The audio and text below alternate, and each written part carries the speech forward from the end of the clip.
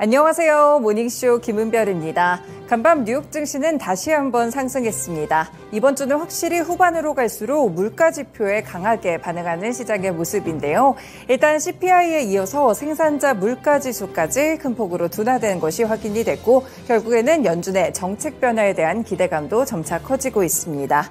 물론 아직 확실하다고 보기에는 경계의 목소리를 무시할 수는 없습니다. 특히 매주 발표되고 있는 신규 실업수당 청구 건수, 고용에 대한 지표를 보신다면 아직까지도 고용시장은 탄탄하다는 점이 눈에 띄고 있는데요. 물가에 대한 승리를 논하기에는 이르다는 분석도 함께 나오고 있습니다.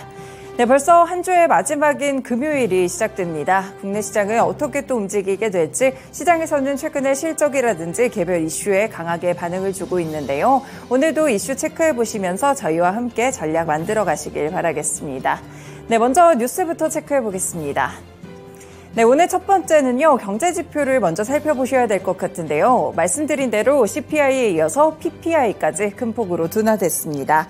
미국의 생산자 물가 지수로 보시면 되겠는데 근 3년 만에 최저치로 둔화가 됐고요. 이 도매 물가인 생산자 물가까지 꺾이게 되면서 인플레이션이 이제는 많이 줄어들고 있다라는 기대감들이 커지고 있습니다. 미국 노동부는 6월의 생산자 물가 지수가 전년 동월 대비 0.1% 올랐다고 밝혔는데요. 5월 수치나 월가 전망치보다 훨씬 낮았고요. 지난 2020년 8월 이후에는 최저치였습니다. 변동성이 비교적 큰 식량과 에너지 가격을 제외한 근원 PPI를 살펴보시더라도 전년 대비 2.4% 오르는 데 그쳤는데요. 그래서 이렇게 예상치를 하회하게 되면서 결국에는 연준이 행동 변화를 하지 않을까 큰 기대감이 커지고 있습니다. 오는 7월에 이제 FOMC가 정례회의가 열릴 텐데요. 예상보다 둔화한 물가 수치들이 잇따라 확인이 되면서 이번에 과연 금리 동결 관측이 조금 더 힘이 실리지 않을까라는 분석들도 나오고 있습니다. 네, 반면에 오늘 함께 발표됐던 신규 실업수당 청구 건수, 고용에 대한 지표를 살펴보시면요. 23만 7천 건을 기록했다고 발표했습니다. 시장 예측치였던 25만 건을 밑도는 수치였는데요.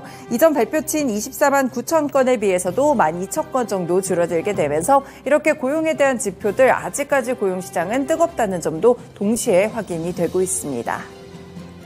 네, 두 번째 소식입니다. 사실 인플레이션이 둔화되고 있다는 점도 연준이 금리를 동결하지 않을까 정책에 대한 변화 기대감을 주고 있었는데요. 여기에 한 가지 재료가 더 나왔습니다. 연준의 대표적인 매파 인사로 주목되고 있는 세인트루이스 연은 총재죠. 바로 제임스 블러드 총재가 곧바로 총재직에서 사임한 다음 달 14일에 연은을 완전히 떠난다고 밝혔습니다. 그 사이에 블러드 총재는 연은 지도부에서 자문 역할을 수행하게 되는데요. 이어서 블러드 총재는 8월 15일 퍼듀대 미첼 데니얼스 주니어 경영대학원 초대 원장에 취임하게 됐습니다. 그는 연준이 통화를 긴축 기조로 전환하기 이전인 2021년부터 인플레이션을 억제하기 위해서 기준금리를 올려야 된다라고 공개적으로 촉구했던 인물인데요. 그래서 대표적인 매파 인사로 분류가 되면서 최근에 또 시장에 대한 결정에 큰 영향을 주기도 했습니다. 그리고 금리 인상이 시작된 이후에도 선제적으로 금리를 올려야 된다면서 0.75bp 올리는 계속해서 자이언트 스텝을 주장하는 모습들도 펼쳐졌는데요. 이 초강경 통화 정책을 주도했던 블러드 총재가 금리 인상 종료 시점이 가까워지는 시점에서 이렇게 물러나게 됐다는 소식에 투자자들은 상당한 관심을 보이고 있습니다. 일단 7월 FOMC에서는 금리 인상을 단행할 것이 유력하게 나오고 있지만 이번에 물가 지표도 굉장히 양호하게 나오고 있고 이렇게 대표적인 매파 인사로 분류됐던 제임스 블러드 총재 역시나 이 사퇴에 대한 부분들을 선언하게 되면서 결국에는 연준의 턴어라운드에 더욱더 관측이 힘이 실리고 있습니다. 네, 마지막은 개별적인 소식입니다. 일론 머스크의 우주개발 업체죠. 스페이스X의 기업 가치가 무려 1,500억 달러에 육박하는 것으로 집계됐습니다. 이번 주 발표된 기존 투자자들이 대상으로 한 주식 세컨더리 매도 가격을 토대로 한 가치 추산인데요.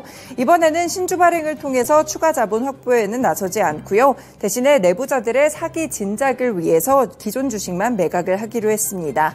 머스크는 앞서서 4월에도 스페이스X가 다급하게 추가 자본을 확충할 필요는 없다라고 이야기를 했고요.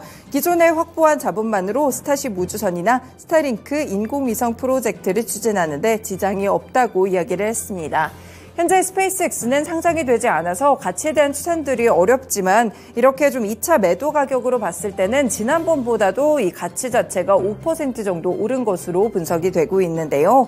스페이스X는 여전히 세계에서 가장 몸값이 비싼 비상장사 가운데 한 곳으로 점쳐지고 있습니다. 이렇게 가치가 또 계속해서 오르고 있기 때문에 국내에서도 관련주들 포함해서 영향 살펴보시면 좋을 것 같습니다. 네, 오늘도 이렇게 세 가지 소식들 먼저 브리핑해드렸습니다. 모닝쇼 본격적으로 출발합니다.